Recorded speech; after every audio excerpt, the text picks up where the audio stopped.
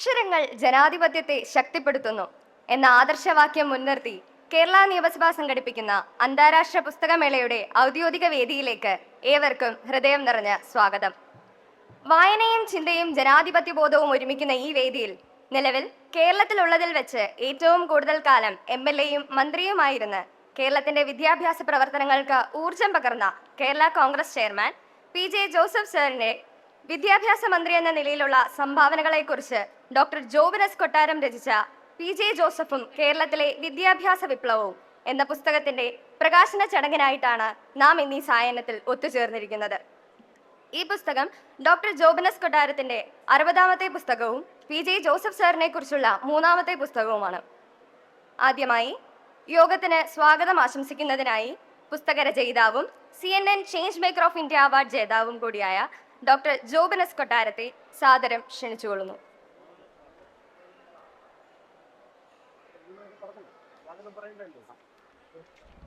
ഒരു നിമിഷം മൗന പ്രാർത്ഥനയോടുകൂടി നമുക്ക് ഈ ചടങ്ങ് ആരംഭിക്കാം. നന്ദി. ഇന്ന് ഈ ചടങ്ങിനെ ധന്യമാക്കുന്ന കേരളത്തിൽ 5 മുഖ്യമന്ത്രിമാർക്കൊപ്പം 6 മന്ത്രിസഭകളിൽ അംഗമാവുകയും ഏറ്റവും കൂടുതൽ കാലം MLA-യും ഇന്ന് ജീവിച്ചിരിക്കുന്നവരിൽ ഏറ്റവും കൂടുതൽ കാലം MLA-യും മന്ത്രിയുമായിരുന്ന റെക്കോർഡുമുള്ള പ്രിയങ്കരനായ PJ ജോസഫ് സാർ, കേരളത്തിൻ്റെ ചീഫ് സെക്രട്ടറി ആയിരുന്ന K ജയകുമാർ സർ, ഒപ്പം ഇന്ന് ഈ ചടങ്ങിനെത്തിയിരിക്കുന്ന അനവധി വിശിഷ്ട വ്യക്തികളുണ്ട്. സുധാകരൻ IAS അടക്കമുള്ള വിശിഷ്ട വ്യക്തികൾ ഇന്നിവിടെയുണ്ട്. കേരള കോൺഗ്രസ് പാർട്ടിയുടെ നേതാക്കളുണ്ട്, എൻ്റെ പ്രിയങ്കരായ വിദ്യാർത്ഥികളുണ്ട്, പ്രിയപ്പെട്ട വായനക്കാരുണ്ട്. എല്ലാവർക്കും എൻ്റെ വിനീതമായ നമസ്കാരം. PJ ജോസഫും കേരളത്തിലെ വിദ്യാഭ്യാസ വിപ്ലവവും എന്നാണ് ഈ പുസ്തകത്തിന് പേരിട്ടിരിക്കുന്നത്. 1996 മുതൽ 2001 വരെയുള്ള കാലഘട്ടത്തിൽ കേരളത്തിൻ്റെ വിദ്യാഭ്യാസ വകുപ്പ് മന്ത്രി എന്ന നിലയിൽ ശ്രീ PJ ജോസഫ് നടപ്പിലാക്കിയ വിദ്യാഭ്യാസ പരീക്ഷണങ്ങൾ കേരളത്തിൻ്റെ സാമൂഹിക, സാമ്പത്തിക, സാംസ്കാരിക മേഖലകളെ എങ്ങനെ സ്വാധീനിച്ചു എന്നതിൻ്റെ വിലയിരുത്തലാണ് ഈ ഒരു പുസ്തകം.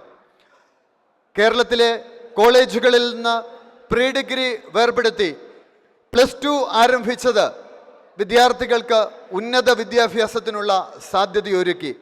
പലപ്പോഴും നഗരങ്ങളിൽ മാത്രം കോളേജ് വിദ്യാഭ്യാസം സ്വായത്തമായിരുന്ന കാലഘട്ടത്തിൽ അന്ന് 5 ലക്ഷത്തോളം വിദ്യാർത്ഥികൾ SSLC പാസ്സായാൽ കേവലം 1 ലക്ഷത്തിൽ താഴെ ആളുകൾക്ക് മാത്രമേ ഉന്നത വിദ്യാഭ്യാസത്തിനുള്ള സാഹചര്യം ഒരുങ്ങുമായിരുന്നുള്ളൂ. അക്കാലഘട്ടത്തിലാണ് ചുരുങ്ങിയ സമയത്തിനുള്ളിൽ ഏതാണ്ട് 4 ലക്ഷം സീറ്റുകൾ +2-വിൽ സൃഷ്ടിച്ചുകൊണ്ട് കേരളത്തിലെ ഏറ്റവും ശക്തമായ വിദ്യാഭ്യാസ വിപ്ലവത്തിന് PJ ജോസഫ് സാർ തിരികൊളുത്തിയത്.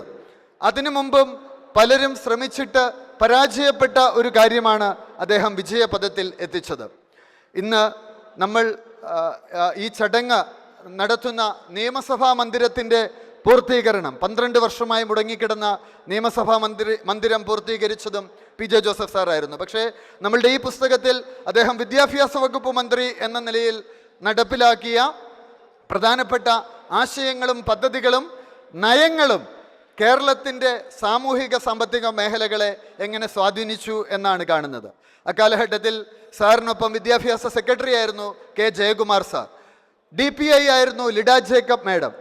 ഈ കാലഘട്ടത്തിൽ ലിഡ ജേക്കബ് മാഡവുമായി സംസാരിച്ചപ്പോൾ മാഡം പറഞ്ഞ ഒരു പോയിന്റ് എനിക്ക് വളരെ വ്യത്യസ്തമായി തോന്നി. മാഡം പറഞ്ഞു, +2 വന്നതോടുകൂടി, അന്ന് 10ാം ക്ലാസ് കഴിയുന്നതോടുകൂടി പെൺകുട്ടികളെ വിവാഹം കഴിപ്പിച്ച് അയക്കുന്ന ഒരു രീതി ഉണ്ടായിരുന്നു. അത് മാറി. അവരുടെ വിവാഹപ്രായം 2 വർഷത്തേക്ക് മുന്നോട്ടായി. +2 പാസ്സായപ്പോൾ പെൺകുട്ടികൾ പറഞ്ഞു, ഞങ്ങൾക്ക് കോളേജിൽ പോകണം, നഴ്സിംഗ് അടക്കമുള്ള പ്രൊഫഷണൽ കോഴ്സുകൾക്ക് പോകണം. അങ്ങനെയുള്ള ആ ശ്രമമാണ് പിൽക്കാലത്ത് വിദേശ രാജ്യങ്ങളിൽ തൊഴിൽ നേടുന്നതിന് സഹായകരമായി തീർന്നത്.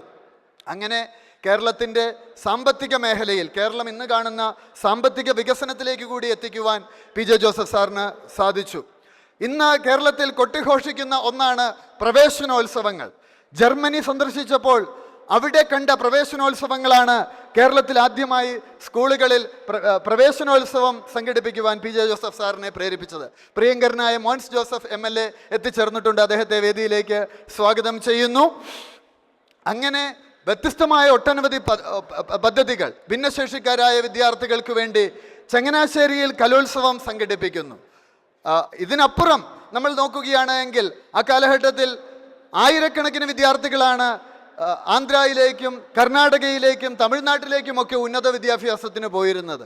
കേരളത്തിൽ സ്വാശ്രയ മേഖലയിൽ കോളേജുകൾ അനുവദിക്കുവാനുള്ള വിപ്ലവാത്മകമായ തീരുമാനമെടുത്തത് പി ജെ ജോസഫ് സാറിൻ്റെ നേതൃത്വത്തിലാണ്. അങ്ങനെ എണ്ണിയാൽ ഒടുങ്ങാത്ത അത്രയും കാര്യങ്ങൾ, ഒരു പുസ്തകത്തിന് തന്നെ ഹേതുവാകുന്ന തരത്തിലുള്ള നയങ്ങൾ അദ്ദേഹം നടപ്പിലാക്കി എന്നുള്ളതാണ് ഒരു വിദ്യാഭ്യാസ വകുപ്പ് മന്ത്രി എന്ന നിലയിൽ അദ്ദേഹത്തെ വ്യത്യസ്തനാക്കുന്നത്. 1959 ശേഷം നടന്ന ഏറ്റവും വലിയ പരിഷ്കരണമായിരുന്നു അത്. ഇന്ന് ഈ വേദിയെ ധന്യനാക്കുന്ന പ്രിയങ്കരനായ പി ജെ ജോസഫ് സാറിനെ ഏറെ സ്നേഹത്തോടെ ബഹുമാനത്തോടു കൂടി ഈ വേദിയിലേക്ക് സ്വാഗതം ചെയ്തുകൊള്ളുന്നു. അടുത്തതായി സ്വാഗതം ആശംസിക്കുവാനുള്ളത് ഇന്നിവിടെ മുഖ്യപ്രഭാഷണം നടത്തുന്ന ഈ പുസ്തകത്തിൻ്റെ അവതാരിക എഴുതിയ കെ ജയകുമാർ സാറിനാണ്. വ്യത്യസ്ത കർമ്മമേഖലകളിൽ കഴിവ് തെളിയിച്ച വ്യക്തിത്വം.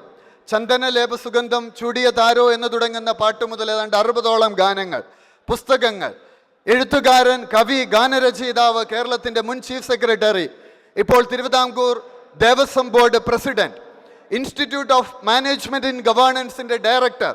എങ്ങനെ കർമ്മമേഖലകളിൽ വൈവിധ്യമാർന്ന റോളുകൾ കൈകാര്യം ചെയ്ത് തൊട്ടതെല്ലാം പൊന്നാക്കുന്ന വ്യക്തിത്വത്തിൻ്റെ ഉടമ കൂടിയാണ് ജയകുമാർ സാർ.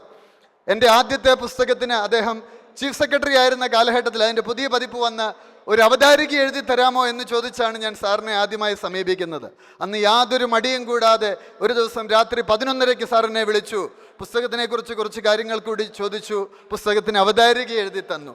അതിലും എനിക്ക് ഏറ്റവും സന്തോഷമുള്ള ഒരു കാര്യം, ഞാൻ സ്ഥാപിച്ച അബ്സല്യൂട്ട് IAS അക്കാഡമിയുടെ ഉദ്ഘാടനവും നിർവഹിച്ചത് അദ്ദേഹമാണ്. അങ്ങനെ ഒരുപാട് സന്തോഷമുണ്ട് അദ്ദേഹത്തെ ഇന്ന് ഈ ചടങ്ങിൽ മുഖ്യ പ്രഭാഷകനായി ലഭിച്ചത്. ഈ പുസ്തകത്തിന് പി ജെ ജോസഫ് സാറിനൊപ്പം നിന്നുകൊണ്ട് ആ വിദ്യാഭ്യാസ വിപ്ലവത്തിന് എല്ലാ പിന്തുണയും നൽകിയ വ്യക്തിത്വം, അദ്ദേഹത്തെയും ഈ വേദിയിലേക്ക് സ്വാഗതം ചെയ്തുകൊള്ളുന്നു. അടുത്തതായി സ്വാഗതം ആശംസിക്കുവാനുള്ളത് കേരളത്തിലെ കരുത്തുറ്റ നിയമസഭാ സാമാജികരിൽ ഒരാളായ മോൻസ് ജോസഫ് സാറിനാണ്. കടുത്തുരുത്തിയുടെ MLA എന്നതിനപ്പുറം കേരളത്തിൻ്റെ മുൻ PWD മിനിസ്റ്റർ എന്നുള്ള രീതിയിലും ഒട്ടനേകം സംഭാവനകൾ കേരളത്തിൻ്റെ പൊതുസമൂഹത്തിന് വേണ്ടി ചെയ്യുവാനും നടപ്പിലാക്കുവാനും അദ്ദേഹത്തിന് സാധിച്ചു. ഉക്മയുടെ മികച്ച MLAക്കുള്ള അവാർഡ് അടക്കം നിരവധി പുരസ്കാരങ്ങൾ നേടിയിട്ടുള്ള അദ്ദേഹത്തെയും ഈ വേദിയിലേക്ക് ഏറെ സ്നേഹ ബഹുമാനത്തോടെ സ്വാഗതം ചെയ്യുന്നു. അടുത്തതായി സ്വാഗതം ആശംസിക്കുവാനുള്ളത് ഈ പുസ്തക പ്രകാശന ചടങ്ങ് നിർവഹിക്കുന്ന കേരള നിയമസഭയുടെ അനിഷേധ്യനായ സ്പീക്കർ ശ്രീ AN ഷംസീറിനാണ്. 40കളുടെ തുടക്കത്തിൽ തന്നെ നിയമസഭാ സ്പീക്കറായി തിരഞ്ഞെടുക്കപ്പെടുകയും തിരഞ്ഞെടുക്കപ്പെട്ട കാലഘട്ടത്തിൽ ഉടനീളം വൈവിധ്യമാർന്ന പദ്ധതികൾ, ഈ അന്താരാഷ്ട്ര പുസ്തകോത്സവം തന്നെ അതിനുള്ള ഒരു തെളിവാണ്, നടപ്പിലാക്കുകയും ചെയ്തുകൊണ്ട് മുന്നേറുന്ന അദ്ദേഹത്തെയും ഏറെ ഹൃദ്യതയോടുകൂടി ഈ വേദിയിലേക്ക് സ്വാഗതം ചെയ്യുന്നു. ഇന്ന് ഈ നിറഞ്ഞ സദസ്സിൽ എത്തിച്ചേർന്നിരിക്കുന്ന പ്രിയങ്കരായ കേരള കോൺഗ്രസ് നേതാക്കളും പ്രവർത്തകരുമുണ്ട്, പ്രിയങ്കരായ വിദ്യാർത്ഥികളുണ്ട്, പ്രബുദ്ധരായ വായനക്കാരുണ്ട്. എല്ലാവരെയും ഒറ്റ വാക്കിൽ സ്വാഗതം ചെയ്തുകൊണ്ട് എൻ്റെ വാക്കുകൾ ഉപസംഹരിക്കുന്നു. നന്ദി, നമസ്കാരം. മുഖ്യപ്രഭാഷണത്തിനായി നമ്മോടൊപ്പമുള്ളത് IMG ഡയറക്ടറും തിരുവിതാംകൂർ ദേവസ്വം ബോർഡ് പ്രസിഡന്റും മുൻ ചീഫ് സെക്രട്ടറിയുമായിരുന്ന കെ ജയകുമാർ സാറിനെയാണ്. സാറിനെ അത്യാദരപൂർവ്വം വേദിയിലേക്ക് ക്ഷണിച്ചുകൊള്ളുന്നു.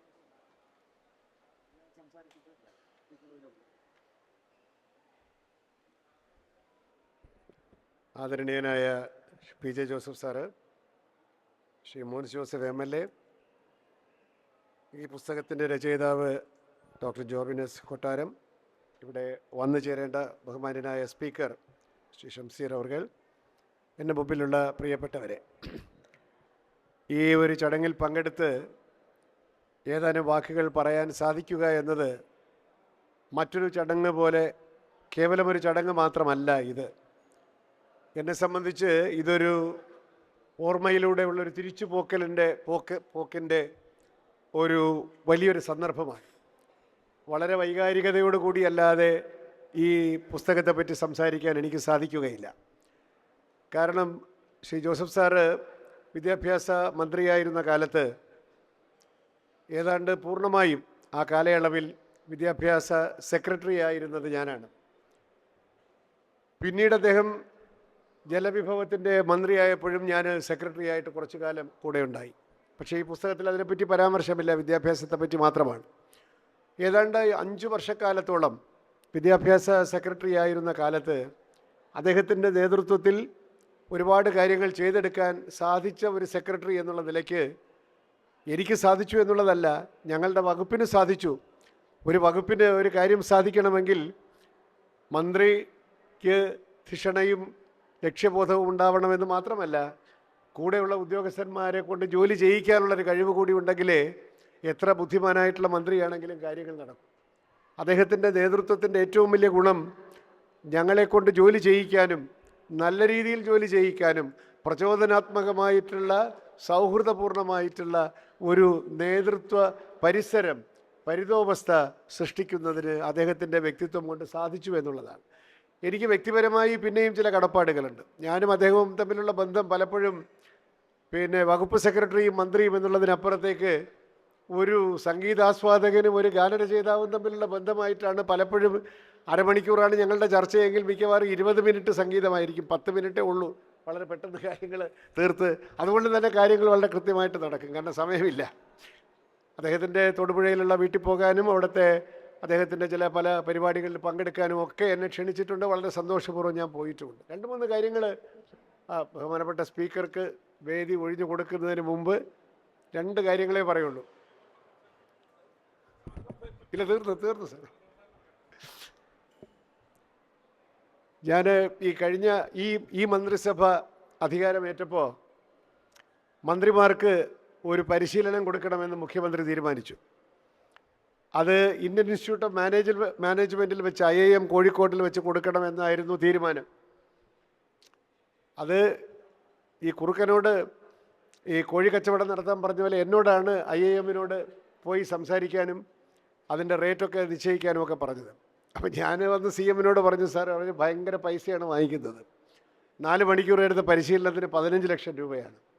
സാറിന് എന്നെ വിശ്വാസമുണ്ടെങ്കിൽ ഞങ്ങൾ IMG-യിൽ ഗംഭീരമായിട്ടൊരു പരിപാടി നടത്തി തരാം. അദ്ദേഹം എന്നെ വിശ്വസിച്ചു. ഞാൻ ഈ മന്ത്രിമാർക്കൊക്കെ ട്രെയിനിങ് കൊടുത്തു. ആ ട്രെയിനിങ് പരിപാടിയിൽ ഞാൻ എന്തിനാണിത് പറഞ്ഞതെന്ന് വെച്ചാൽ, ഒരു ക്ലാസ് ഞാനും എടുത്തു, എന്നെ നിർബന്ധിച്ച് ഞാനും എടുത്തു. ആ ക്ലാസ്സിലെ വിഷയം മന്ത്രിയും സെക്രട്ടറിയും തമ്മിലുള്ള ബന്ധം, മന്ത്രിയും ഉയർന്ന ഉദ്യോഗസ്ഥന്മാരുമായിട്ടുള്ള ബന്ധം എന്തായിരിക്കണം. ആ സെക്രട്ടറിമാർക്ക് അല്ലെങ്കിൽ ഉദ്യോഗസ്ഥന്മാർക്ക് എൻ്റെ മന്ത്രിയുടെ ഈ വകുപ്പ് ഏറ്റവും നല്ല വകുപ്പായി മാറണമെന്ന് വിചാരിച്ചാൽ അതിന് അനുരൂപമായിട്ടുള്ള ഒരു വ്യക്തിത്വവും നേതൃത്വ ശൈലിയും ആ മന്ത്രിക്കുണ്ട് എങ്കിൽ ആ വകുപ്പിനെ പരാജയപ്പെടുത്താൻ ആർക്കും സാധ്യമല്ല. എന്നാൽ മന്ത്രി സെക്രട്ടറിയെ അവിശ്വസിക്കുകയും സെക്രട്ടറിക്ക് മന്ത്രിയെപ്പറ്റി വലിയ സന്തോഷമില്ലാതിരിക്കുകയും ചെയ്താൽ നമ്മൾ 2 കളം അങ്ങോട്ട് വയ്ക്കുകയും 3 കളം പിന്നിലോട്ടെടുക്കുകയും ചെയ്യുന്ന തരത്തിൽ 5 വർഷവും സെക്രട്ടറിമാരെ മാറ്റിയും ഉദ്യോഗസ്ഥന്മാരെ മാറ്റിയും സമയം പോകും. അദ്ദേഹത്തിൻ്റെ കാലഘട്ടത്തിൽ ഉദ്യോഗസ്ഥന്മാരെ മാറ്റുന്ന പരിപാടിയൊന്നുമില്ല. അയാൾ കൊള്ളാം. എന്തിന് കൊള്ളരുതാത്ത ഉദ്യോഗസ്ഥന്മാരെ പോലും അദ്ദേഹം ഒരു ക്യാബിനറ്റ് മീറ്റിംഗ് കഴിഞ്ഞ് വിളിച്ചുകൊണ്ട് വന്നു പറഞ്ഞാൽ നമ്മുടെ വകുപ്പിലെടുത്ത നമ്മുടെ കൂടെ ഇരുന്ന് നന്നാവും എന്നാണ്. അപ്പോൾ ഈ ആളുകളെ നന്നാവില്ല എന്ന് ഞാൻ അപ്പോഴേ പറഞ്ഞ് നന്നായതുമില്ല. മറ്റൊരു കാര്യം, അദ്ദേഹത്തിന് മനുഷ്യരിലുള്ള വിശ്വാസമാണ് ജോസഫ് സാറിൻ്റെ വ്യക്തിത്വത്തിൻ്റെയും നേതൃത്വത്തിൻ്റെയും പ്രത്യേകത. കൂടെ പ്രവർത്തിക്കുന്നവരിലുള്ള വിശ്വാസം, അവർക്ക് ഞാൻ സ്നേഹവും വിശ്വാസവും കൊടുക്കുമെങ്കിൽ നമ്മുടെ വകുപ്പ് ഭംഗിയായിട്ട് നടത്താൻ സാധിക്കും. ആ വിശ്വാസത്തിൻ്റെ പൂർത്തീകരണമാണ്, സാഫല്യമാണ് ആ 5 വർഷങ്ങൾ വിദ്യാഭ്യാസ മേഖലയിൽ വളരെ സമഗ്രമായ മാറ്റങ്ങൾ കൊണ്ടുവരാൻ. ഞാൻ ഒരുപാട് സംസാരിച്ച് പോകുമോ എന്ന് ഞാൻ സ്വയം ഭയക്കുകയാണ്. എങ്കിലും 2 സെൻറ്റൻസ് പറയാൻ നിവർത്തിയില്ല. അത് ഈ ഇന്റുപ്പൂപ്പാക്ക് ആന ഉണ്ടായിരുന്നു അല്ല, എന്താണ് ഈ ഈ 8 മമ്മൂഞ്ഞിനെ പോലെ എല്ലാം നമ്മൾ തന്നെയാണ് എന്ന് പറയുന്നത് പോലെ അല്ലെങ്കിലും ഇന്ന് കേരളത്തിലെ വിദ്യാഭ്യാസം, സ്കൂൾ വിദ്യാഭ്യാസം ദേശീയ തലത്തിൽ ശ്രദ്ധിക്കപ്പെട്ട ഒരു വിദ്യാഭ്യാസ രംഗമാണ് എങ്കിൽ, കോവിഡിൻ്റെ കാലത്ത് നമുക്ക് സ്കൂളുകളെല്ലാം അടച്ചിട്ടിരുന്ന കാലത്ത് ഓൺലൈനിലൂടെ നമുക്ക് കുട്ടികളിലേക്ക് ക്ലാസ്സുകൾ എത്തിക്കാൻ സാധിച്ചുവെങ്കിൽ, അതിലൊക്കെ നമുക്ക് ക്രെഡിറ്റ് കിട്ടി ദേശീയ തലത്തിൽ. ഇതിൻ്റെയൊക്കെ അടിത്തറ പാകിയത് ITED സ്കൂൾ എന്ന് പറയുന്ന ഞങ്ങളുടെ ഒരു പ്രോജക്റ്റാണ്. ITED സ്കൂൾ, എങ്ങനെ ആധുനിക IT വിദ്യാഭ്യാസത്തിൽ നമുക്ക് സംയോജിപ്പിക്കാം, എങ്ങനെ കുട്ടികൾക്ക് IT സ്കിൽ ഉണ്ടാക്കി കൊടുക്കാം.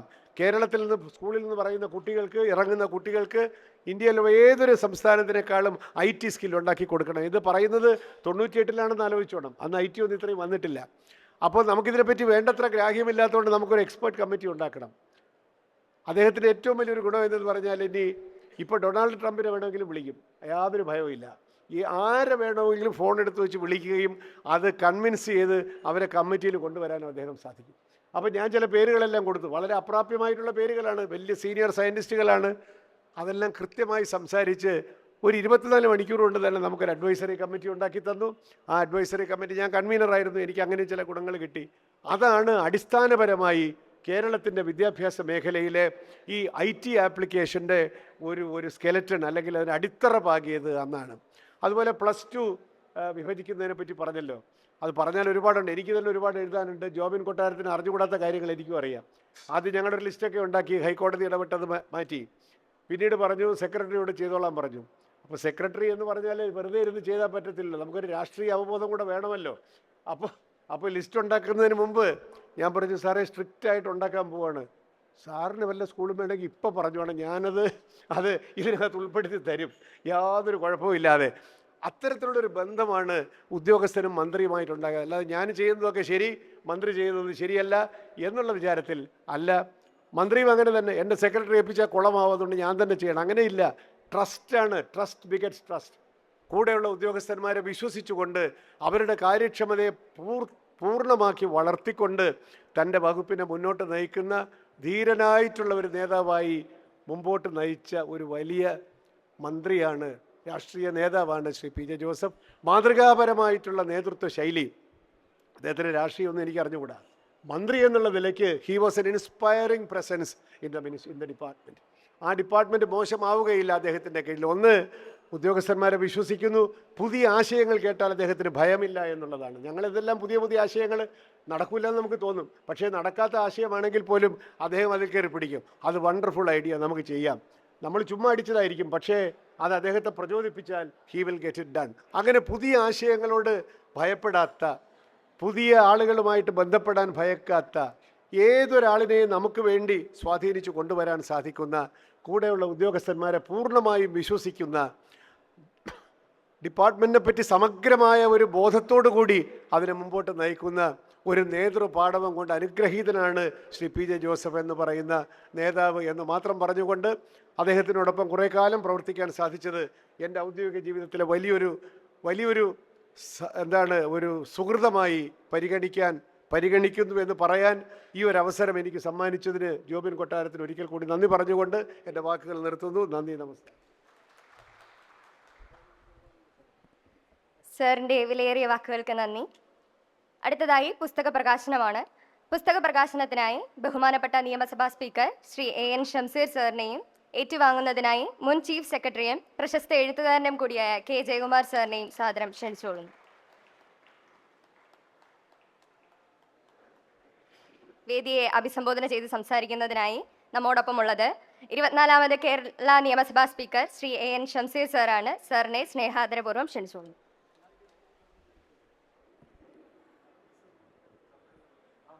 പ്രിയപ്പെട്ട അധ്യക്ഷൻ, വേദിയിലിരിക്കുന്ന ജോസഫ് സാർ, ജയകുമാർ സാർ, മറ്റ് ബഹുമാന്യരെ, മോൻസ് ജോസഫ് ഉൾപ്പെടെയുള്ള ബഹുമാന്യരെ, പ്രിയപ്പെട്ട സഹോദരി സഹോദരന്മാരെ, എൻ്റെ മുന്നിൽ ഡിജിറ്റൽ ക്ലോക്ക് ഇങ്ങനെ താഴോട്ട് പോയിക്കൊണ്ടിരിക്കുകയാണ്.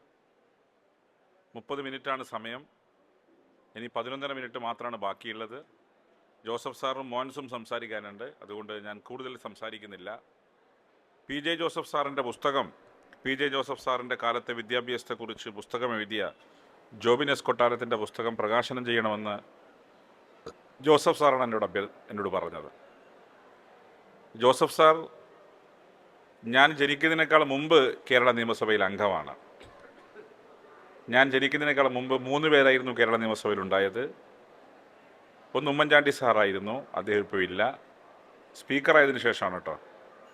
രണ്ടാമത്തത് മുഖ്യമന്ത്രി പിണറായി വിജയൻ, 3 PJ ജോസഫ് സാറുമാണ്. വളരെയധികം ബഹുമാനവും ആദരവുമുള്ള ഒരു രാഷ്ട്രീയ നേതാവാണ് ജോസഫ് സാർ എനിക്ക്. അദ്ദേഹം ഒരു സകലകലാ വല്ലഭൻ എന്ന് വേണം വിളിക്കാം. നല്ല ഭരണാധികാരിയാണ്, നല്ല കൃഷിക്കാരനാണ്, നല്ല പാട്ടുകാരനാണ്. ഇതെല്ലാം ഒത്തുചേർന്ന വ്യക്തി ആരാണോ അതാണ് ജോസഫ് സാറ്. സാധാരണ എല്ലാവർക്കും എല്ലാം ഒത്തു കിട്ടൂല. നന്നായി പാട്ട് പാടും. ഇപ്പം ഏറ്റവും ഒടുവിൽ അദ്ദേഹം പാടി എന്നാണ് ഞാൻ മനസ്സിലാക്കുന്നത്. സഭക്കകത്ത് വളരെ കൃത്യമായി കാര്യങ്ങൾ അവതരിപ്പിച്ച് സംസാരിക്കാനുള്ള ശേഷിയും അദ്ദേഹത്തിനുണ്ട്. അദ്ദേഹം വിദ്യാഭ്യാസ മന്ത്രിയായിരിക്കുമ്പം ഞാൻ ക്യാമ്പസിലെ വിദ്യാർത്ഥിയാണ്. 96-2001 കാലഘട്ടം സഖാ VK നായനയുടെ കാലത്ത് അദ്ദേഹം കേരളത്തിൻ്റെ പൊതുവിദ്യാഭ്യാസവും പൊതുമരാമത്തും രണ്ടും കൈകാര്യം ചെയ്ത മന്ത്രിയായിരുന്നു. അന്നാണ് +2 കേരളത്തിൽ ആരംഭിക്കുന്നത്. നേരത്തെ ഉണ്ടായിരുന്നു, പക്ഷേ പൂർണ്ണമായും പ്രീ ഡിഗ്രി ഡീലിംഗ് ചെയ്തത് ഇദ്ദേഹത്തിൻ്റെ കാലത്തായിരുന്നു. ഞങ്ങളുടെ നാട്ടിൽ എല്ലാ സ്കൂളും +2 ആക്കി. അന്ന് കേരളത്തിൻ്റെ മുഖ്യമന്ത്രി നായനാർ ഞങ്ങളുടെ മണ്ഡലത്തിൽ MLA ആയിരുന്നു. അന്ന് സഖാവ് നായനാർക്ക് വേണ്ടി എല്ലാ കാര്യങ്ങളും നീക്കിയത് സഖാവ് കോടിയേരിയായിരുന്നു. വിദ്യാർത്ഥി സംഘടനാ പ്രവർത്തകരായ ഞങ്ങളെ വിളിച്ച് കോടിയേരി ചോദിച്ചു, എവിടെയൊക്കെയാണോ +2 വേണ്ടത്? അങ്ങനെ ഞങ്ങളിരുന്ന് തയ്യാറാക്കിയ ലിസ്റ്റ് പ്രകാരം ജോസഫ് സാർ തലശ്ശേരി മണ്ഡലത്തിലെ എല്ലാ സ്കൂളുകൾക്കും +2 അനുവദിച്ചു. അന്ന് തന്നെ അത് അദ്ദേഹം കാണിച്ചു. അതോടൊപ്പം തന്നെ DPEPയുടെ പേരിൽ അദ്ദേഹം കുറേ വേട്ടയാടപ്പെട്ടു.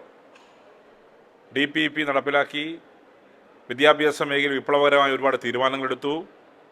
ബഹുമാന്യനായ ജയകുമാർ സാർ പറഞ്ഞതുപോലെ കോവിഡ് കാലത്ത് ഓൺലൈനിലൂടെ പഠിക്കാൻ സാധിക്കത്തക്ക നിലയിൽ കേരളത്തിലെ വിദ്യാഭ്യാസ മേഖലയിൽ IT പദ്ധതി നടപ്പിലാക്കിയതും അദ്ദേഹത്തിൻ്റെ കാലത്ത് തന്നെയാണ്. ഇങ്ങനെ കേരളത്തിൻ്റെ പൊതുവിദ്യാഭ്യാസ മേഖലയുടെ കാതലായ മാറ്റത്തിന് തുടക്കം കുറിച്ചത് ബഹുമാനപ്പെട്ട ശ്രീ PJ ജോസഫ് സാറിൻ്റെ കാലമാണെന്ന് അത് വളരെ ഗോൾഡൻ ലെറ്ററിൽ പതിക്കുമെന്ന കാര്യത്തിൽ യാതൊരു സംശയവുമില്ല. അദ്ദേഹത്തെ ഓർമ്മിപ്പിക്കുന്ന പുസ്തകമാണ് ഇവിടെ എഴുതിയിട്ടുള്ളത്. ശ്രീ ജോബിൻ S. കൊട്ടാരം അതാണ് എഴുതിയിട്ടുള്ളത്. 8.5 മിനിറ്റാണ് ബാക്കിയുള്ളത്. അദ്ദേഹം പറഞ്ഞു, ജയകുമാർ സാറ് പറഞ്ഞു, സെക്രട്ടറിയും മന്ത്രിയും തമ്മിലുള്ള ബന്ധം എങ്ങനെയായിരിക്കണം, അത് അദ്ദേഹം ഇൻ്റർപ്രറ്റ് ചെയ്തു. അതിലൊരു കാര്യം കൂടി ആഡ് ചെയ്യുന്നു. അദ്ദേഹം പറഞ്ഞ കോടിയേരി പറഞ്ഞൊരു കാര്യമുണ്ട്. കോടിയേരി പറഞ്ഞ കാര്യം, സെക്രട്ടറിയും മന്ത്രിയും തമ്മിലുള്ള ബന്ധം ഭാര്യ-ഭർത്തൃ ബന്ധം പോലെ ആയിരിക്കണം. ചില തർക്കങ്ങളൊക്കെ ഉണ്ടാവും, ഡൈവോഴ്സ് ചെയ്യുന്ന കാര്യമല്ല, മറിച്ച് ചില അഭിപ്രായ വ്യത്യാസങ്ങളും സൗന്ദര്യപ്പണക്കൊക്കെ ഉണ്ടാവുമല്ലോ. അതിനപ്പുറത്ത് മന്ത്രിയും സെക്രട്ടറിയും തമ്മിൽ നിരന്തരം യുദ്ധം ചെയ്താൽ ഒരിക്കലും ഒരു വകുപ്പും മുന്നോട്ട് പോവില്ല എന്നാണ് എനിക്ക് സഖാവ് കോടി നൽകിയ ഉപദേശം. കാരണം ഞാനൊരു MLA ആയിരിക്കുന്ന ഘട്ടത്തിൽ ഒരു IAS ഓഫീസറുമായി ചെറിയൊരു ജഗടയായി.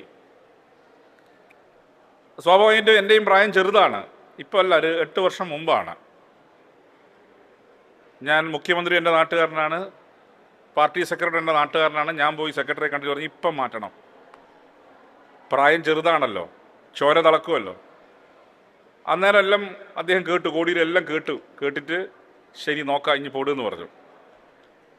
തണുത്ത് കഴിഞ്ഞ് ഒരാഴ്ച കഴിഞ്ഞപ്പോൾ എന്നെ വിളിച്ചിട്ട് ചോദിച്ചു, എന്താ ചെയ്യേണ്ട, മാറ്റണ്ടേ?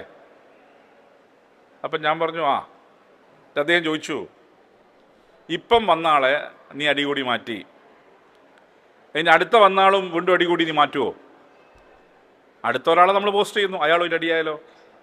അപ്പോൾ ഉദ്യോഗസ്ഥന്മാരുമായി തർക്കങ്ങളുണ്ടെങ്കിൽ അത് പരിഹരിച്ച് പോകണം എന്നാണ് അദ്ദേഹം എനിക്ക് നൽകിയ ഉപദേശം. ഇവിടെ ജയകുമാർ സാറിൻ്റെ ഭാഗം പറഞ്ഞുകൊണ്ട് മാത്രം ഞാനിവിടെ പറഞ്ഞു എന്ന് മാത്രമാണ്. ഏതായാലും ജോസഫ് സാർ കേരള നിയമസഭയിൽ ഏറ്റവും സീനിയർ പാർലമെൻറ്റേറിയനാണ്. ഇപ്പോഴും അദ്ദേഹത്തിൻ്റെ പ്രസംഗം ഞാൻ വളരെ സാഗൂതം കേൾക്കുന്ന ഒരാളാണ്.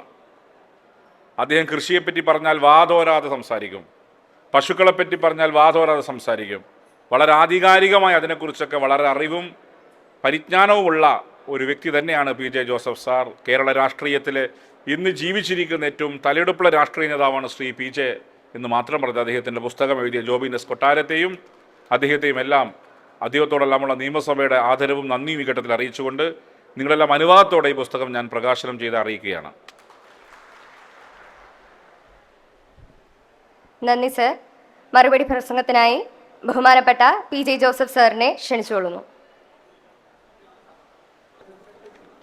ഈ പുസ്തകം പ്രകാശനം ചെയ്ത പ്രിയപ്പെട്ട സ്പീക്കർ ശ്രീ AN ഷംസീർ, മുഖ്യപ്രഭാഷണം നടത്തിയ Shri K. Jayakumar IAS, Shri Mons Joseph MLA, ഈ പുസ്തകം രചിച്ച ഡോക്ടർ ജോബിനസ് കൊട്ടാരം സുഹൃത്തുക്കളെ നമുക്ക് അഭിവാദ്യമാണ്.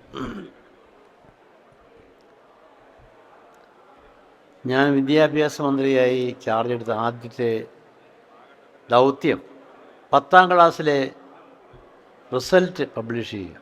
നോക്കിയപ്പോൾ 30% പാസ്സായത്. മോഡറേഷൻ കൊണ്ട് 35. വലിയ കൂട്ടക്കൊല. ഗുണനിലവാരത്തിൽ ഇന്ത്യയിലെ 14ാം സ്ഥാനം വിദ്യാഭ്യാസത്തിൽ. ഞാനൊരു ടെക്നോ പാർക്കിൽ ദേശീയ തലത്തിൽ ഇതിനെപ്പറ്റി അവഗാഹമുള്ള ഒരു യോഗം വിളിച്ചു കൂട്ടി. 200ഓളം പേര് പങ്കെടുത്തിരുന്നു, ഡൽഹിയിൽ നിന്നുള്ള പ്രതിനിധികളിൽ. അവിടെ ഒരു ദിവസം, അതായത് സെപ്റ്റംബർ 5, 6 തീയതികളിലായിരുന്നു ആ യോഗം. 5-ാം തീയതി നടന്ന ചർച്ചകൾക്ക് ശേഷം അത് കോർഡിനേറ്റ് ചെയ്ത് ശ്രീ കെ ജയകുമാർ IAS-ഉം അതുപോലെ തന്നെ ലിഡ ജേക്കും അവർ പ്രൈമറി വിദ്യാഭ്യാസം ശിശു കേന്ദ്രീകൃതമാക്കണം, ചൈൽഡ് സെൻറ്റേഡ്. അതുപോലെ തന്നെ ആക്ടിവിറ്റി ഓറിയൻറ്റഡ്. ആ പ്രൈമറി വിദ്യാഭ്യാസം കഴിയുമ്പോൾ +2, ഇന്ന് കോളേജിലുള്ള +2 അത് മാറ്റി ഡീലിങ്ക് ചെയ്ത് സ്കൂൾ വിദ്യാഭ്യാസത്തിൻ്റെ ഭാഗമാക്കണം. 6-ാം തീയതി വൈകുന്നേരം മുഖ്യമന്ത്രി EK നയനാർ ട്രിവാൻഡ്രം ഡിക്ലറേഷൻ. എന്താണ്? ഇന്ത്യൻ ഭരണഘടന ഉറപ്പുവരുത്തുന്നത് യൂണിവേഴ്സലൈസേഷൻ ഓഫ് പ്രൈമറി എഡ്യൂക്കേഷൻ ആണെങ്കിൽ നമ്മൾ പറഞ്ഞു universalisation of higher secondary education. 12ാം class വരെ എല്ലാവർക്കും പഠിക്കാനുള്ള സൗകര്യം നടക്കുമോ എന്ന് വളരെ സംശയിച്ചു. പക്ഷെ നടപ്പാക്കി, കൃത്യമായി നടപ്പാക്കി. അതിന് പ്രീ ഡിഗ്രി ഡീലിങ്കിങ് ബില്ല് അവതരിപ്പിച്ചു നിയമസഭയിൽ. 3 വർഷം കൊണ്ട് പരിപൂർണമായി ഡീലിംഗ്. ചിലർക്ക് സംശയം പ്രകടിപ്പിച്ചു. അതിൽ മേഖല 50% ഗവൺമെൻറ് സ്കൂളും 50% മാനേജ്മെൻറ്റ് സ്കൂളും. അതിപ്പോൾ വന്ന് നമുക്കറിയാം എല്ലാ പഞ്ചായത്തുകളിലും +2 ഉണ്ടായിരിക്കും. അതിനിടയിൽ 2000-ലാണ് എൻ്റെ ഓർമ്മ, ബിൽ ഗേറ്റ്സ് ഡൽഹിയിൽ ഒരു യോഗം വിളിച്ചു. ആ യോഗത്തിൽ മുഖ്യമന്ത്രിക്ക് വേണ്ടി ഞാനും പങ്കെടുത്തു. ഞാൻ 2 കാര്യം, we want 100% computer literacy in Kerala. എനിക്ക് അഭിമാനത്തോടെ പറയാൻ കഴിയും, ബിൽ ഗേറ്റ്സിൻ്റെ ഇൻവിറ്റേഷൻ എനിക്ക് വരുന്നു സിയാറ്റിൽ സന്ദർശിക്കാൻ. അന്ന് ഇന്ത്യയിൽ നിന്ന് എനിക്ക് മാത്രമാണ് ഇൻവിറ്റേഷൻ. ജയകുമാറിനെന്ത് അസൗകര്യമായതുകൊണ്ട് എനിക്ക് തോന്നുന്നത് അരുണ സുന്ദർരാജ് 2 ദിവസം സൗത്ത് ഇന്ത്യയിലുള്ള എല്ലാ വിദഗ്ധരെയും മൈക്രോസോഫ്റ്റ് വിളിച്ചിരുന്നു. അന്ന് അവർ പറഞ്ഞു we will train the teachers. ഏതാണ്ട് 5000-ഓളം ടീച്ചേഴ്സിനെ ട്രെയിൻ ചെയ്യാനുള്ള സർവ്വ സഹായം ചെയ്തു. ആ ട്രെയിനിങ്ങാണ് ITH സ്കൂൾ നടത്തുവാനുള്ള പശ്ചാത്തലം ഒരുക്കിയത്. അതുകൊണ്ട് ഈ കാര്യങ്ങളെല്ലാം നോക്കുമ്പോൾ +2 ഒത്തിരി കേസുകൾ പറഞ്ഞു. ഓരോ +2 സ്കൂളിനെ സംബന്ധിച്ച് റിപ്പോർട്ട് എഴുതിയത് ശ്രീ ജയകുമാറാണ്. ഒരു പരാതിയും ഹൈക്കോടതി എല്ലാം തള്ളി. ഇത് പൊതു നന്മയ്ക്ക് വേണ്ടി universalisation of higher secondary education ഞാൻ ഡൽഹിയിൽ അവതരിപ്പിച്ച ഇമ്പോസിബിൾ. പക്ഷേ കേരളത്തിൽ അത് നടപ്പാക്കും. അതിന് ധീരമായ നേതൃത്വം കൊടുത്ത, അല്ലെങ്കിൽ ചുക്കാൻ പിടിച്ചതിൽ ഒരാളാണ് ശ്രീ കെ ജയകുമാർ. ഞാൻ ദീർഘിപ്പിക്കുന്നില്ല. ഈ അവസരത്തിൽ കുട്ടികളെ ഇങ്ങനെ വിരസമായി ഞാൻ പ്രവേശനോത്സവം ഡൽഹി ജർമ്മനി വെച്ച് ഒരു വീട്ടിൽ നിന്നും കുഞ്ഞുങ്ങൾ പോകുമായിരുന്നു അവിടെ പ്രവേശനോത്സവത്തിന്. ഒത്തിരി സമ്മാനങ്ങളുമായിട്ടാണ് പോകുന്നത്, സമ്മാനങ്ങളായിട്ട് തിരിച്ചു വരുന്നത്. രസകരമാക്കണം, നാളെയും സ്കൂളിൽ പോകണമെന്ന് കുട്ടികൾ പറയണം. അതാണ് ആ അന്തരീക്ഷം കണ്ടപ്പോൾ ചിരിക്കാനും കളിക്കാനും പാട്ടുപാടാനും ഒക്കെയുള്ള കുട്ടികളുടെ ഉത്സാഹം. പ്രവേശനോത്സവം അങ്ങനെയാണ് തുടങ്ങിയത്. അതിൻ്റെ ഫലമായി പഠനം രസകരമാക്കുക എന്നുള്ളത്. അതുപോലെ ഒരു 6ാം ക്ലാസ് വരെ 7ാം ക്ലാസ് വരെ പോയി. DPP എന്നുള്ളത് 5 ജില്ലകൾ മാത്രമായിരുന്നു. അത് അതൊരു കുഞ്ഞുങ്ങളുടെ പരിശീലനത്തിൻ്റെ വിഷയമാണ്. അത് ഏറ്റവും ഭംഗിയായി നിർവഹിച്ച് 6-ആം ക്ലാസ് കഴിയുമ്പോൾ നിന്നും പിന്നീട് നാലകത്ത് സൂപ്പി വന്നപ്പോൾ തൽക്കാലത്തേക്ക് നിർത്തിവെച്ചു. പക്ഷേ NCERT പറഞ്ഞു കേരളത്തിൻ്റെ മോഡൽ ഇന്ത്യ മുഴുവൻ നടപ്പാക്കണം. അതാണ് ഞാൻ അന്നേ പറഞ്ഞിരുന്നു. 10ാം ക്ലാസ്സിൽ പരീക്ഷ 90% പാസ്സാവും. അത് നടപ്പായി. സ്കൂൾ വിദ്യാഭ്യാസത്തിലും ഉന്നത വിദ്യാഭ്യാസ രംഗത്തും ഇനിയും കൂടുതൽ കാര്യങ്ങൾ ചെയ്യാനായിട്ടുണ്ട്. നമ്മുടെ മുഴുവൻ റിസോഴ്സസും ഉപയോഗിക്കത്തക്കവണ്ണം കുട്ടികളെ പരിശീലിപ്പിക്കാൻ നമുക്ക് കഴിയണം. അതിനുള്ള പശ്ചാത്തലം ഒരുങ്ങണം. ഞാൻ ദീർഘമായി ബഹുമാനപ്പെട്ട സ്പീക്കർ ഇവിടെ വന്ന് പറഞ്ഞ നല്ല കാര്യങ്ങൾക്ക് ഞാൻ നന്ദി പറയുന്നു. ഈ കേരളത്തിൻ്റെ സമഗ്ര വികസനത്തിന് പശ്ചാത്തലമൊരുക്കിയ ഈ വിദ്യാഭ്യാസ പരിഷ്കാരം അത് നടപ്പാക്കാൻ കഴിഞ്ഞതിൽ എനിക്ക് ദൈവത്തിന് നന്ദി പറയുന്നു. ഇതിനുവേണ്ടി സഹകരിച്ച എല്ലാവരോടും നന്ദി പറയുന്നു. EK നയനാരെ ഞാൻ നന്ദിപൂർവ്വം ഓർക്കുന്നു. ഏതൊരു നല്ല കാര്യത്തിനും പിന്തുണ നൽകിയിരിക്കുന്ന EK നയനാർ സ്നേഹത്തോടെ ഞാൻ ഓർക്കുകയാണ്. ഇനിയും കൂടുതൽ നല്ല കാര്യങ്ങൾ ചെയ്യുവാൻ ഒന്നിച്ചുള്ള പ്രവർത്തനം ആവശ്യമാണ്, കൂട്ടായ പ്രവർത്തനം ആവശ്യമാണ്. അതിന് പശ്ചാത്തലം ഒരുക്കട്ടെ എന്ന് മാത്രം പറഞ്ഞുകൊണ്ട് ഞാൻ നോക്കും. നന്ദി സർ. ആശംസാ പ്രസംഗത്തിനായി ബഹുമാനപ്പെട്ട MLA മോൻസ് ജോസഫ് സാറിനെയും ക്ഷണിച്ചോളും. പ്രിയപ്പെട്ടവരെ, നിയമസഭ ആയതുകൊണ്ട് സ്പീക്കർ ഉള്ളതുകൊണ്ടും ഇവിടെ ചുമന്ന ബോർഡ് തെളിഞ്ഞിരിക്കുകയാണ്. സ്പീക്കറാണെങ്കിൽ ബെല്ലടിക്കും, യെസ് നിർത്തിക്കോളാൻ പറയും. ഇപ്പം അത് പറയാൻ പറ്റാത്തത് ചെയറിലല്ലാത്തതുകൊണ്ടാണ്. അപ്പോൾ അതുകൊണ്ട് നമ്മളത് പാലിക്കണമല്ലോ. ഈ സൈൻ അടുത്ത പ്രോഗ്രാം തുടങ്ങാൻ സമയമായെന്നുള്ളതാണ്. അതുകൊണ്ട് പ്രസംഗത്തിലേക്ക് കടക്കുന്നില്ല. ആദരണീയനായ PJ ജോസഫ് സാറിൻ്റെ നേതൃത്വത്തിൽ വിദ്യാഭ്യാസ രംഗത്ത് വരുത്തിയ വിപ്ലവകരമായ മാറ്റങ്ങൾ അതൊരു പുസ്തകമായി തലമുറകൾക്ക് പഠിക്കുവാനും ഭാവി കാലഘട്ടത്തിന് ചർച്ച ചെയ്യുവാനും ഉപകരിക്കുന്ന വിധത്തിൽ മാറ്റിയെടുത്തത് ഏറ്റവും വിലപ്പെട്ട കാര്യമാണ്. ഈ പുസ്തകത്തിലേക്ക് കേരളത്തെ നയിച്ച പശ്ചാത്തലങ്ങൾ, വിദ്യാഭ്യാസ രംഗത്തെ മാറ്റങ്ങൾ, ഇവിടെ പ്രിയങ്കരനായ ശ്രീ K. ജയകുമാർ IAS നമ്മുടെ ചീഫ് സെക്രട്ടറിയായി ആ കാലഘട്ടത്തിൽ വിദ്യാഭ്യാസ വകുപ്പിൻ്റെ ചുമതലക്കാരനായി പ്രവർത്തിക്കുമ്പോൾ വിദ്യാഭ്യാസ മന്ത്രിയായി വന്ന PJ ജോസഫ് സാറിനോടൊപ്പം ചേർന്ന് നിന്ന് നടത്തിയ പ്രവർത്തനങ്ങളെക്കുറിച്ച് ഇവിടെ പറയുകയുണ്ടായി.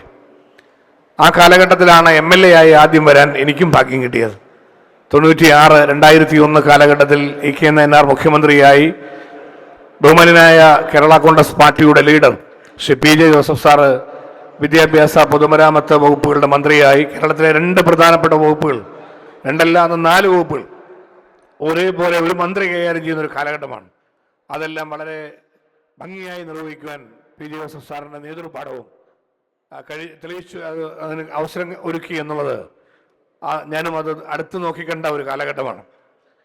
വിദ്യാർത്ഥി രാഷ്ട്രീയം കഴിഞ്ഞ് ഞങ്ങളെല്ലാം വന്നപ്പോൾ പ്രിയപ്പെട്ട നമ്മുടെ നിയമസഭാ സ്പീക്കർ ഷംസീർ പറഞ്ഞതുപോലെ അദ്ദേഹം വിദ്യാർത്ഥി കാലഘട്ടം കഴിഞ്ഞ് ആ കാലഘട്ടത്തിൽ നിൽക്കുമ്പോഴാണ് ഉള്ള കാര്യങ്ങൾ ഇവിടെ പരാമർശിക്കുകയുണ്ടായി. അതുപോലെ തന്നെ വിദ്യാർത്ഥി രാഷ്ട്രീയത്തിൻ്റെ തീവ്രതയിൽ കേരളത്തിൽ നിരവധി പ്രക്ഷോഭങ്ങളും വിദ്യാഭ്യാസ മേഖലയുടെ സമഗ്ര നവീകരണത്തിന് വേണ്ടിയുള്ള പോരാട്ടങ്ങളും ഞാൻ ഉൾപ്പെടെയുള്ള PJ ജോസഫ് സാറിൻ്റെ നേതൃത്വത്തിലുള്ള KSC, കേരള സ്റ്റുഡൻസ് കോൺഗ്രസ്, ഞങ്ങൾ ഉൾപ്പെടെ ഈ സെക്രട്ടേറിയറ്റ് പടിക്കൽ 8-9 ദിവസം സത്യഗ്രഹമടക്കം കിടന്നൊരു കാലഘട്ടം ഞാൻ ഓർക്കുകയാണ്. വിദ്യാഭ്യാസ മാറ്റങ്ങൾക്ക് വേണ്ടിയാണ്. PJ ജോസഫ് സാർ മന്ത്രിയായി വന്നപ്പോൾ അതെല്ലാം നടപ്പാക്കാൻ വേണ്ടി ഞങ്ങളൊക്കെ അതിൽ ഇടപെടൽ നടത്തുമ്പോൾ വളരെ ദീർഘവീക്ഷണത്തോടുകൂടി അദ്ദേഹം നടത്തിയ പരിശ്രമങ്ങൾ ഇവിടെ പറഞ്ഞു. പ്രീ പ്രൈമറി എഡ്യൂക്കേഷൻ സാർവത്രികമാക്കി, അതുപോലെ തന്നെ ഹയർ സെക്കൻഡറി എഡ്യൂക്കേഷൻ സാർവത്രികമാക്കി ഉൾപ്പെടെയുള്ള കാര്യങ്ങൾ പറഞ്ഞു. ഞാൻ ഒന്നുകൂടി ഓർക്കുന്നു, ആ കാലഘട്ടത്തിലാണ് ഹയർ എഡ്യൂക്കേഷൻ, ഉന്നത വിദ്യാഭ്യാസ രംഗത്ത് സാധ്യതകൾ കേരളത്തിൽ ഇല്ലാത്തതുകൊണ്ട് മറ്റ് സംസ്ഥാനങ്ങളിൽ പഠിക്കാൻ പോകുന്ന അവസരം കേരളത്തിൽ അവസാനിപ്പിക്കണം. PJ ജോസഫ് സാറിൻ്റെ നേതൃത്വത്തിൽ നടത്തിയ ശക്തമായ ഇടപെടൽ, അതേ തുടർന്ന് സ്വാശ്രയ വിദ്യാഭ്യാസം, ഒരുപാട് സമരങ്ങളെല്ലാം നടന്ന വിഷയമാണ്.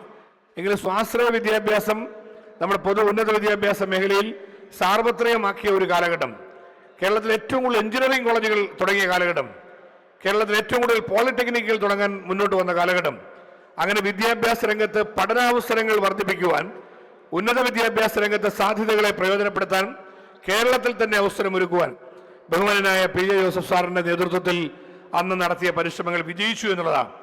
ആ വലിയ മുന്നേറ്റം കൂടി വിദ്യാഭ്യാസ മേഖലയിലെ വലിയ മാറ്റങ്ങൾക്ക് ഇടവരുത്തി എന്നുള്ളത് കേരളം എന്നും ആദരവോടെ ഓർക്കുന്ന കാര്യമാണ്. അതിനൊക്കെ നേതൃത്വം കൊടുത്ത PJ ജോസഫ് സാറിൻ്റെ ആ പ്രവർത്തന കാലഘട്ടത്തെക്കുറിച്ച്, വിദ്യാഭ്യാസ വിപ്ലവത്തെക്കുറിച്ച് പുസ്തകമായി രചിക്കുമ്പോൾ ആ പ്രവർത്തനങ്ങൾക്ക് നേതൃത്വം കൊടുത്ത പ്രിയങ്കരനായ PJ ജോസഫ് സാറിനെ കേരള നിയമസഭയിൽ ഏറ്റവും കൂടുതൽ കാലം MLA സ്ഥാനത്ത് നിന്ന് പ്രമുഖരായ നേതാക്കളുടെ കൂടെ ബഹുമാന്യനായ PJ ജോസഫ് സാറുണ്ട്. അദ്ദേഹത്തിന് എല്ലാവിധ അഭിനന്ദനങ്ങളും ഞങ്ങളെല്ലാവരും അർപ്പിക്കുന്നു. അദ്ദേഹത്തിൻ്റെ നേതൃത്വത്തിൽ ഇക്കാര്യങ്ങൾ നടപ്പാക്കുവാൻ പ്രിയപ്പെട്ട ശ്രീ K. ജയകുമാർ IAS, ഞാൻ ഓർക്കുന്നു, ഇവർ രണ്ടുപേരും മന്ത്രിയും സെക്രട്ടറിയും എന്ന നിലയിൽ പ്രവർത്തിക്കുമ്പോൾ എനിക്കും ഒരുപാട് കാര്യങ്ങളിൽ മണ്ഡലത്തിന് ഉപകാരം കിട്ടുന്ന കാര്യങ്ങൾ ഉണ്ടായിട്ടുണ്ട്. എങ്ങനെയാണ് ഒരു മന്ത്രിയും എങ്ങനെയാണ് ഒരു സെക്രട്ടറിയും സങ്കീർണമായ ഫയലുകളിൽ സഹായിക്കുന്നത് എന്നുള്ളത് ഏറ്റവും അവസാനത്തെ, കേരളത്തിലെ ഏറ്റവും അവസാനത്തെ വിദ്യാഭ്യാസ ജില്ല കടുത്തുരുത്തിയാണ്. അത് 2000 ആണ്ടിൽ വിദ്യാഭ്യാസ ജില്ല പ്രഖ്യാപിച്ചു. പിന്നെ ഈ 25 വർഷത്തിനകത്ത് ഒരു വിദ്യാഭ്യാസ ജില്ലയും പിന്നെ കേരളത്തിൽ പ്രഖ്യാപിച്ചിട്ടില്ല. അന്ന് വിദ്യാഭ്യാസ ജില്ല പ്രഖ്യാപിക്കുക അന്നത്തെ പൊതുവിദ്യാഭ്യാസ ഡയറക്ടർ അവസാനം ഫയലിൽ എഴുതി, ഇനി വിദ്യാഭ്യാസ ജില്ലയുടെ ആവശ്യം കേരളത്തിലില്ല, കടുത്തുരുത്തി പാലാ മേഖല കോട്ടയം ജില്ലയിൽ കടുത്തുരുത്തി പുതിയ വിദ്യാഭ്യാസ ജില്ല ആവശ്യമില്ല എന്ന് എഴുതി വെച്ചു. മുഴുവൻ പേരും ആവശ്യപ്പെടുകയാണ്, മുഴുവൻ അധ്യാപകരും വിദ്യാഭ്യാസ മേഖലയുമായി ബന്ധപ്പെട്ട എല്ലാവരും കോട്ടയം ജില്ലയിലെ ജോലി ഭാരം കൊണ്ട് പുതിയ വിദ്യാഭ്യാസ ജില്ല കോട്ടയം ജില്ലയിൽ ഒന്നുകൂടി അനുവദിക്കണം എന്നാവശ്യപ്പെട്ട് നിൽക്കുന്ന സമയമാണ്. നേരെ തിരിച്ചാണ് അന്നത്തെ പൊതുവിദ്യാഭ്യാസ ഡയറക്ടർ അത് രേഖപ്പെടുത്തിയത്. ഞാനത് PJ ജോസഫ് സാറിന് പറഞ്ഞു, സാറ് നോട്ടിട്ട് സെക്രട്ടറി ഇൻസ്പെക്ട് ചെയ്ത് റീ എക്സാമിൻ ചെയ്യാൻ പറഞ്ഞൊരു ഓർഡർ ഇട്ടു. ബഹുമാനായ ശ്രീ K. ജയകുമാർ IAS അദ്ദേഹത്തിൻ്റെ ചേംബറിൽ ഒരു മീറ്റിംഗ് വിളിച്ചു. ബന്ധപ്പെട്ട് എല്ലാവരും ചോദിച്ചു ആവശ്യമുണ്ടോ ഇല്ലയോ. നേരിട്ട് തെളിവെടുപ്പ് നടത്തി 100% ആവശ്യമുണ്ടെന്ന് ബോധ്യപ്പെട്ടു. അപ്പോൾ തന്നെ ആ റിപ്പോർട്ട് അതിനടിസ്ഥാനത്തിൽ പൊതുവിദ്യാഭ്യാസ ഡയറക്ടർ ഇട്ട ഉത്തരവിൻ്റെ മേളിൽ അദ്ദേഹത്തിൻ്റെ അധികാരം ഉപയോഗിച്ച് മന്ത്രിയുടെ അനുമതിയോടെ ഇത് ക്ലിയർ ചെയ്യാമെന്ന് പറഞ്ഞുകൊണ്ട് ആവശ്യമുള്ള കാര്യമാണെന്ന് ഫയലിൽ തിരുത്തി രേഖപ്പെടുത്തി. അങ്ങനെ അദ്ദേഹത്തിൻ്റെ റിപ്പോർട്ട് മന്ത്രി അംഗീകരിച്ചു. അങ്ങനെ നടക്കിയില്ല എന്ന് പറഞ്ഞ കാര്യം കേരള സെക്രട്ടേറിയറ്റിൽ ഉത്തരവിറക്കി നടപ്പാക്കുന്നതിന് അവസരം ഉണ്ടാക്കി.